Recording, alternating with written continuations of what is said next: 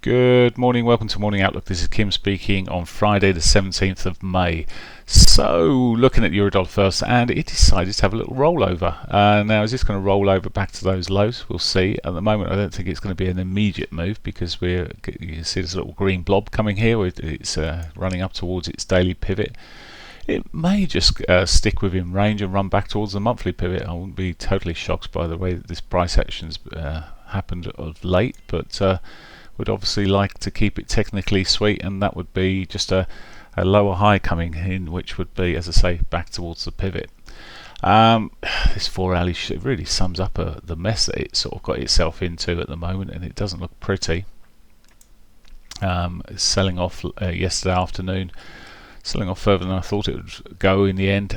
It's now in this, as I say, this movement here. The daily pivot's just above. It could draw price there. Remember, it's got a high probability of being hit, and it's running towards it at the moment. What I'll be doing here is, if I was trading the euro this morning, it would be looking at this sort of area for reversals, and then I would be looking to trade it back down towards its S1, 111.52. So depending on how much it rallies first, if it gets a decent chunk in there and gets into the R1, well, it's probably a less probability of coming right the way back there. We'll see. Maybe it may be back to the lows if it gives me reversals. Not particularly keen in the way it's running at the moment to be on the long side of it. Pound dollar. I say that, and things may change in 5 minutes. The pound dollar's continued its slide, and it's no surprise. It looks like we've almost got a time for Theresa May to finally get out of the way and let someone sort out the mess who's helped create. I know that might be sounding harsh, but some people just run out of patience.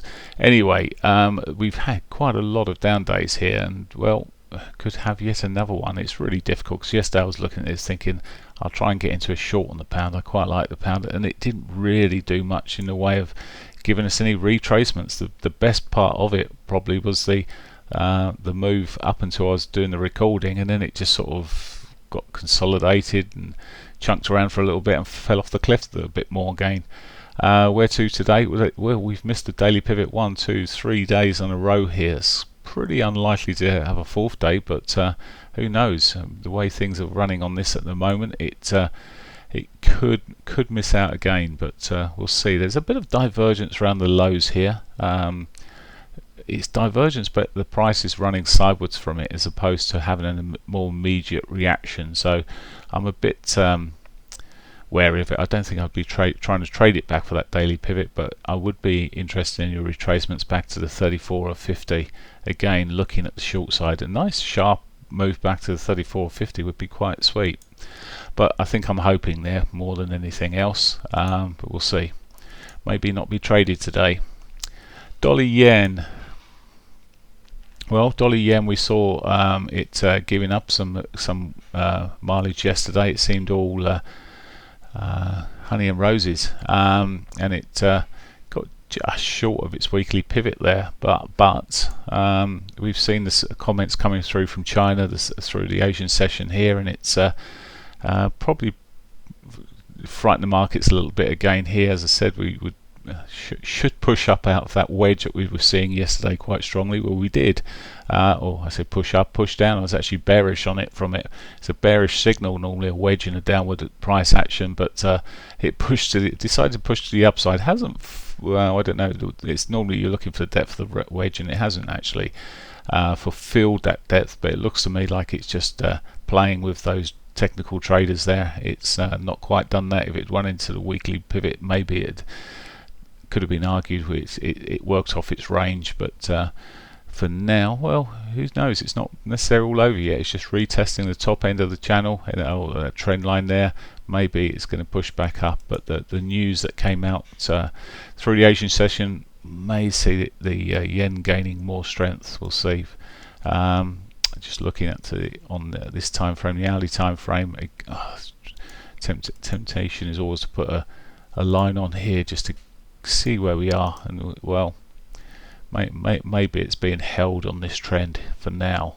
We'll see. But as I said, there's two trend lines. It's come back and it's testing the previous trend line across the highs there. Personally, I'll probably just keep out of it and leave it alone. I need something that's a bit more obvious to trade. Talking of more obvious to trade, it certainly won't be the Aussie dollar unless you're trying to short it, but it's not really given me anything yet. And of course, I'm saying of course, but we do have the elections this Saturday, so we'll be throwing a shrimp on the barbie on Saturday whilst they have their elections and having a party probably. For the markets themselves though, for the equity markets, I understand the AS200 is rallying and seeing some good movement, but the currency, as often when an equity market rallies up, the currency is running down, and there's no difference here. So pushing down towards its weekly S3, that may just provide some resistance, support even. Goodness, I'm inverted today. So looking at where we are at the moment, really pretty much, I mean, yesterday did pull up to its pivot and roll over nicely. Maybe it will do a similar thing today. But I'd rather be on the short side of it, but I wouldn't be looking to hold anything over the weekend because of the unknown. Canadian dollar, so realistically I'm not going to trade it. And the Canadian dollar, another currency I won't be trading today or any other day for a long time. I don't think. It's sitting in its range. There we go. Covered that off nicely, didn't I? Let's have a look at the S&Ps then, because it's a bit more worthwhile having a look at these. Now, we saw a rally coming through, a continuation through yesterday. We had a minute gap on the cash market and just pushed on towards its weekly pivot there.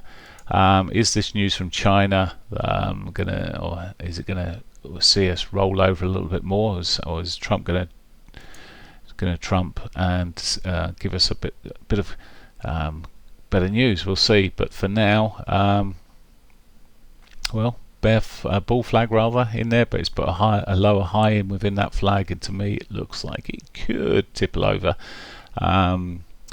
My big picture view of the S&Ps has generally been bullish, but as I said on Monday in the big picture, that we've seen some of the bigger money sort of rolling the other way and some of the leverage money running up more bullish, which or I say more bullish, it's not actually bullish, but less bearish, which generally means that we could be near a top. We'll see. But for now, I'll be looking at this maybe closer, and as the day runs on, but I'm just wondering whether it will roll back off here or continue to roll over here. There's not much else to say on that. News-wise today, we've got best part of nothing. In fact, we've already seen the oh no, we haven't. We've got 3 p.m. I was thinking of 3 a.m. 3 p.m. we've got the prelim consumer sentiment there this afternoon. That's it. Unless I've ignored all other markets. No, that's it. That's the only thing of any significance.